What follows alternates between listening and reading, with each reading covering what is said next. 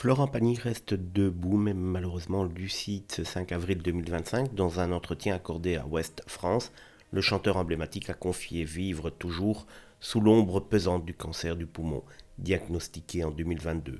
Malgré son retour remarqué dans The Voice, il avance à pas compter, suspendu au résultat de ses examens médicaux trimestriels.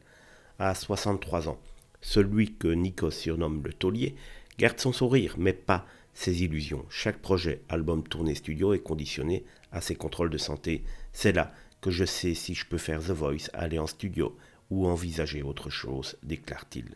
Une manière franche et désarmante d'admettre que, désormais, le corps décide de tout. Dans cette 13e saison de The Voice, une nouvelle épreuve fait son apparition, celle des groupes. Florent, fidèle à lui-même, accueille la nouveauté avec bienveillance, sans perdre de vue le combat parallèle qu'il mène en silence. Il espère sortir un album en 2025, mais envisage une tournée pour 2026, mais refuse de s'emballer. J'avance progressivement. Entre deux émissions, c'est en Patagonie qu'il se réfugie, loin du tumulte parisien. C'est là-bas qu'il recharge ses batteries, qu'il se reconnecte à l'essentiel. Je ne supporte plus Paris.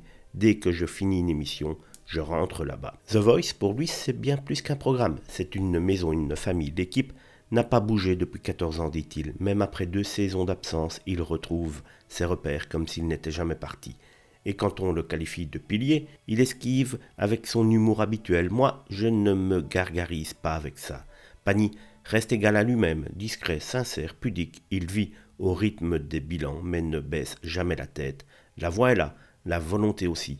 Et même dans l'ombre du cancer, il reste un phare pour des millions de fans.